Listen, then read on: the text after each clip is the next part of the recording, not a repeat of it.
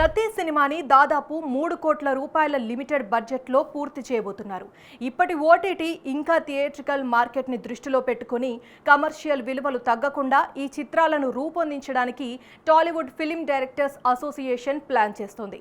దీనివల్ల నిర్మాతకు రిస్క్ ఎలా ఉంటుంది, కంటెంట్ బలంగా ఉన్న మూవీస్ నిర్మించడానికి ఎలాంటి ప్లాన్స్ చేస్తున్నారు, ఆ వివరాలేంటో చూద్దాం. సరే, దాని తర్వాత అది విన్న తర్వాత మేము వచ్చి డైరెక్షన్ డిపార్ట్మెంట్ వాళ్ళు అందరం కూర్చొనేసేసి దీన్ని ఎలా ముందుకు తీసుకెళ్ళాలి ఏంటి అని చెప్పనే ఆలోచనతో కూర్చున్నాము. కూర్చుంటే దీనికి ఒక కమిటీని వేసుకొనేసి 9 మెంబర్స్ కమిటీ అన్నాం.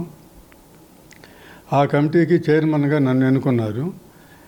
మేమందరం కూర్చొనేసి దీన్ని ఎలా ప్లాన్ చేద్దాం ఏంటి అని చెప్పనేసి మోడర్న్గా వెళ్ళాలి, సేమ్ టైము అది అందరికీ అది అర్థమయ్యేటట్లు ఉండాలి అని చెప్పనే ఉద్దేశంతో కథలు ఎలా తీసుకోవాలి అంటే ప్రతి వాళ్ళని పిలిచేసి ఆఫీసు పిలిచి కథలు చెప్పమంటే చాలామంది వస్తారు, చాలామంది చెబుతారు, అది టైం అదంతా వేస్ట్ అవుతుంది అని చెప్పనేసి ఇవన్నీ ఆలోచించుకొని అలా కాకుండా ముందు పిచ్ డెక్ తయారు చేయటం అంటే సినాప్సిస్ లాగా చేసి దాంట్లో కొన్ని ఫ్రేమ్స్ అవి కూడా పెట్టేసి వాళ్ళు ఎలా తీస్తారు ఏంటి అని చెప్పని కొంత వచ్చేసి అలాంటిది పంపించేస్తే ముందు సినాప్సిస్ చూస్తే అసలు కథ బాగుందా లేదా, ఏంటి పాయింట్ ఏంటి, దాంట్లో కాన్ఫ్లిక్ట్ ఏంటి, ఎండ్ ఏంటి, దాంట్లో చెప్పే నీతి ఏంటి, లేకపోతే రిజల్ట్ ఏంటి అనేది ఇలాంటి చూసుకొనేసేసి ముందు ఈ కథ పాయింట్ బాగుంది అని చెప్పి అనుకున్నప్పుడు వాళ్ళని పిలిపించేసేసి డైరెక్ట్గా వాళ్ళతోటి మాట్లాడి వాళ్ళతోటి కథ చెప్పించుకొనేసి ఆ కథ మొత్తం షేప్కి వచ్చిన తర్వాత కథ బాగానే ఉందని అనే ఫీల్ అయితే మేము అప్పుడు డైలాగ్స్ ఉన్నాయా దీనికి అని చెప్పని అడుగుతాము. డైలాగ్స్ కూడా ఉన్నాయని చెప్పంటే డైలాగ్స్ కూడా వింటాం.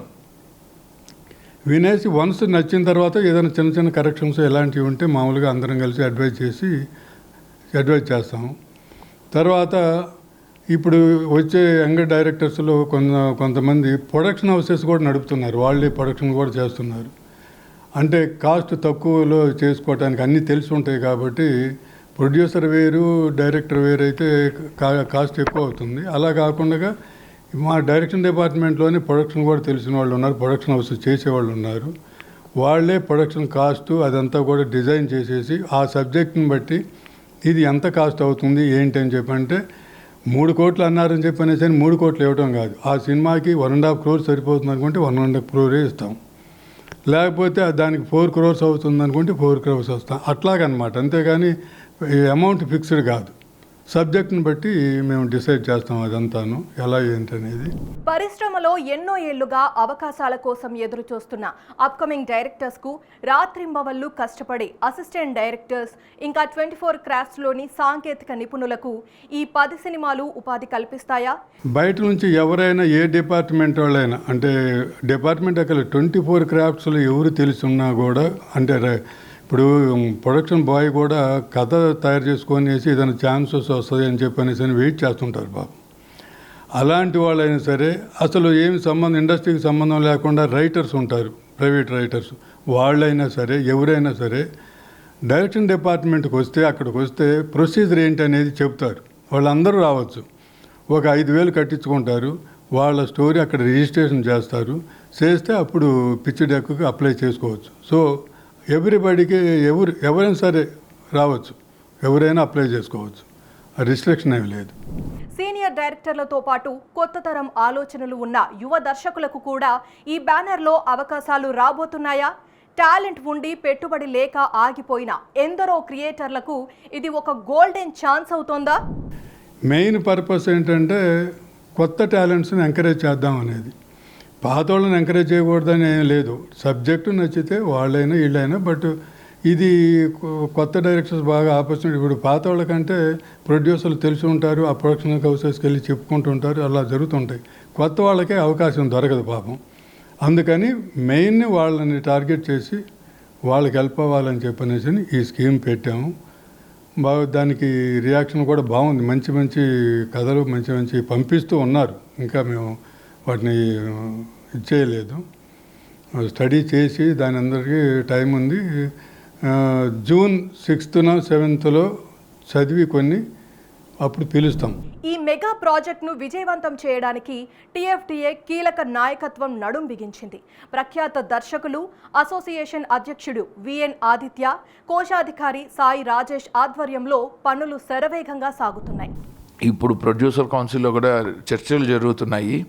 సినిమాలకి, కార్మిక సంఘాలకి, నిర్మాతలకి మధ్యలో పెర్మనెంట్గా అగ్రిమెంట్లు ఎలాగా రీడిఫైన్ చేయాలని. సో అందులో మా డిమాండ్లు, మాకు ఏది అవసరమో మా సభ్యులకి అది కూడా మేము పెట్టాము, మా అప్పీళ్ళు కూడా పెట్టాము. సో ఈ ఫెడరేషన్ సహకారంతో, ఎందుకంటే ఒక సినిమా తీయాలి అంటే మొత్తం అన్ని 24 శాఖల కార్మికులు ఇందులో ఈ యజ్ఞంలో భాగం అవ్వాలి. అందరికీ ఉపాధి దొరకాలి కదా. ఒక డైరెక్టర్ ఒకడే ఏమీ చేయలేడు. సో కాకపోతే మాకు అడ్వాంటేజ్ ఏంటంటే మేము ఒక డైరెక్టర్కి అవకాశం ఇస్తే ఇంకో 10 మంది అసిస్టెంట్ డైరెక్టర్లు బతుకుతారు. సో ఒక్కొక్క సినిమాకి మాకు దాదాపు 10 సినిమాలు మేము సక్సెస్ఫుల్గా చేయగలిగితే షూటింగు 100 మందికి మాకు ఉపాధి ఒకేసారి ఇచ్చినట్టు. సో నిజంగా చదలవాడి శ్రీనివాసరావు గారికి మేము తెలుగు ఫిలిం డైరెక్టర్స్ అసోసియేషన్ తరఫున జీవితాంతం రుణపడి ఉంటాం. ఎందుకంటే ఇది ఇండియాలోనే కాదు, వరల్డ్లో first time. Even American writers guild ద్వారా కానీ, అమెరికన్ డైరెక్టర్స్ అసోసియేషన్లో కానీ ఏ పెద్ద హాలీవుడ్ స్టూడియో వచ్చి మీ అసోసియేషన్ ఫండ్స్ కోసం ఒక సినిమా తీస్తామని అనలేదు. మేమందరం అసిస్టెంట్ డైరెక్టర్గా ఉన్నప్పుడు చాలా ఏళ్ల క్రితం, ఒక 20 ఏళ్ల క్రితం ఎస్వి కృష్ణారెడ్డి గారు, ఆయన మాకు అధ్యక్షుడిగా ఉన్న టైంలో ఆయన అనేవారు, ఆయన దగ్గరే ఫస్ట్ టైం విన్నాము, అసోసియేషన్ కోసం మనం ఒక సినిమా చేద్దాము, కమిటీని వేసి అని. కానీ అప్పుడు ఫండింగ్ ఎవరు పెడతారనటానికి ఏ నిర్మాత ముందరికి రాలేదు. అందుకని అది కార్యాచరణ దాల్చలేదు. ఇన్ని సంవత్సరాల తర్వాత మా ఆధ్వర్యంలో ఇది ఈ ఒక డ్రీమ్ కమింగ్ ట్రూ అన్నది మాత్రం నేను ఖచ్చితంగా చెప్పగలను. దీనివల్ల సినిమా ఇండస్ట్రీలో యూనియన్లు కేవలం సమ్మెలకో లేకపోతే గొడవలకో పంచాయతీలకో కాదు, క్రియేటివ్ ఇండస్ట్రీలో యూనియన్లు కూడా క్రియేటివ్గాను క్రియాశీలకంగాను పనిచేస్తాయి అన్నది ఒక పెద్ద స్టేట్మెంటు. మేము భారతదేశంలో అన్ని సినిమాల యూనియన్లకి మేము ఇవ్వబోతున్నామని నాకు చాలా ప్రౌడ్గా ఉంది. పరిశ్రమ బాగుండాలి, అందులోని కార్మికులు సుఖంగా ఉండాలి అని ఒకే ఒక్క సంకల్పంతో మొదలైన ఈ 30 కోట్ల యజ్ఞం టాలీవుడ్లో సరికొత్త ట్రెండ్కు శ్రీకారం చుట్టింది. ఒక సీనియర్ నిర్మాత ముందుకొచ్చి అసోసియేషన్ను నమ్మి ఇంత పెద్ద ప్రాజెక్ట్ అప్పగించడం, దానికి విఎన్ ఆదిత్య, సాయి రాజేష్ లాంటి మేధావులు నాయకత్వం వహించడం పరిశ్రమకు ఎంతో ఆశాజనకం. ఈ 10 చిత్రాలు ఘన విజయం సాధించి మరిన్ని అసోసియేషన్లకు మార్గదర్శకంగా నిలవాలని ఆశిద్దాం.